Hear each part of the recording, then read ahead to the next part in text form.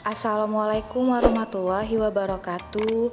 Kembali bergabung di kelas biologi bersama Bu Elia. Sebelumnya mohon klik tombol subscribe ya. Terima kasih. Hari ini kita akan belajar tentang materi jaringan meristem.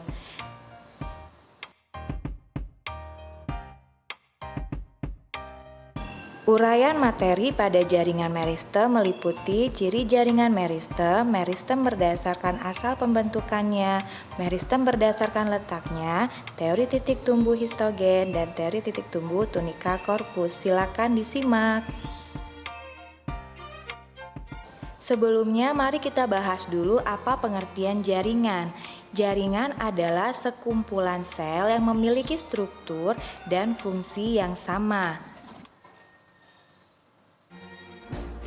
Berdasarkan aktivitas pembelahan sel yang terjadi selama masa pertumbuhan dan perkembangan, jenis jaringan tumbuhan dapat dikelompokkan menjadi dua macam, yaitu yang pertama jaringan meristem atau jaringan embrionik atau jaringan muda, yang kedua jaringan permanen atau jaringan dewasa.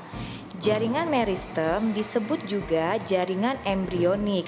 Hal ini karena jaringan meristem selalu aktif melakukan aktivitas pembelahan sel.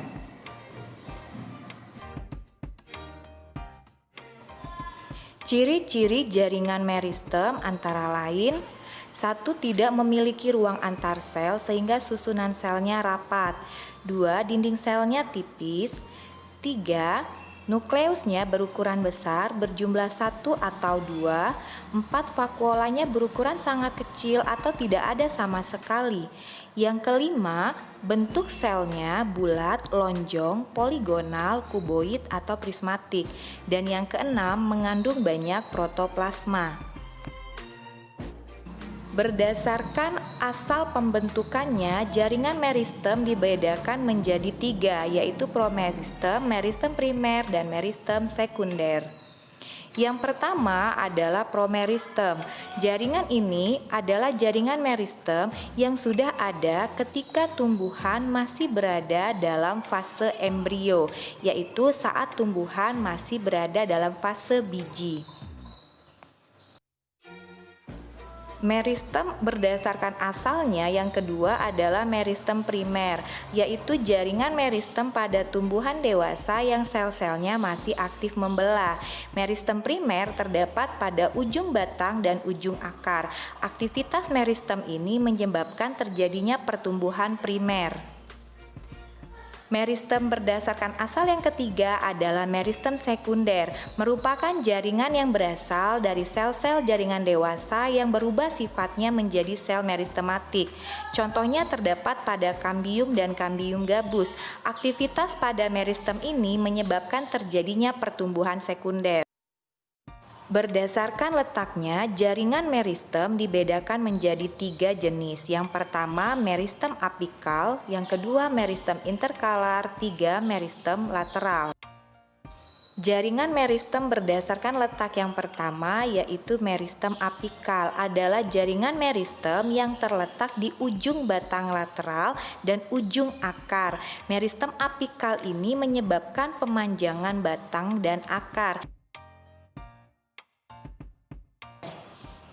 Meristem berdasarkan letak yang kedua, yaitu meristem interkalar, adalah jaringan meristem yang terdapat di antara jaringan dewasa atau jaringan yang sudah berdiferensiasi. Contoh jaringan meristem interkalar terdapat pada pangkal ruas tumbuhan golongan rumput-rumputan. Meristem berdasarkan letaknya yang ketiga, yaitu meristem lateral, adalah jaringan meristem yang terletak memanjang sejajar permukaan batang atau akar. Meristem ini terdapat pada kambium gabus dan kambium pembuluh yang menyebabkan pertumbuhan sekunder. Aktivitas kambium pada tumbuhan dikotil terbagi menjadi 2. Aktivitas membelah ke arah dalam akan membentuk xilem sekunder, dan aktivitas membelah ke arah luar akan membentuk flum sekunder. Mari kita perhatikan gambar batang tumbuhan berikut. Bagian nomor 1 bila dilihat dari asalnya merupakan meristem primer. Bagian 1 bila dilihat dari letaknya merupakan meristem apikal. Aktivitas meristem pada bagian ini akan mengakibatkan terjadinya pertumbuhan primer. Kita perhatikan bagian nomor 2. Bagian nomor 2 dilihat dari asalnya merupakan meristem sekunder. Bila dilihat dari letaknya merupakan meristem lateral. Aktivitas dari meristem nomor 2 mengakibatkan terjadinya pertumbuhan sekunder. Dan pada bagian nomor 3, bila kita lihat, bagian nomor 3 dari segi asal meristem merupakan meristem primer dan dilihat dari letaknya merupakan meristem apikal. Sama dengan nomor 1 menyebabkan pertumbuhan primer.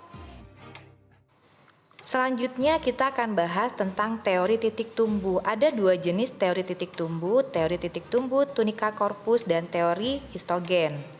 Yang pertama, teori titik tumbuh tunica corpus menyatakan bahwa titik tumbuh pada ujung batang dibedakan menjadi 2, yaitu tunika membentuk epidermis, korteks, dan endodermis. Yang kedua, corpus membentuk stele atau silinder pusat. Teori titik tumbuh histogen menyatakan bahwa pada ujung akar terdapat 3 daerah titik tumbuh. Yang pertama yaitu dermatogen yang akan berkembang menjadi epidermis, lalu perigblem berkembang menjadi jaringan korteks, dan flerom berkembang menjadi stele atau silinder pusat. Nah anak-anak, itulah tadi paparan materi tentang jaringan meristem. Semoga dapat kalian pahami, silakan dipelajari dan sampai berjumpa pada pertemuan selanjutnya yang akan membahas tentang jaringan dewasa.